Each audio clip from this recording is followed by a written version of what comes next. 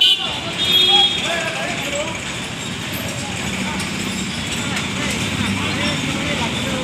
रहा हूँ कि एक्शन भी है क्या अभी बता हुआ फोटो वाले कोई दिक्कत ना है ना उससे और आपका 6 रुपया हुआ था ऐसा ना वो इंजेक्शन में कैसे पड़ रहा है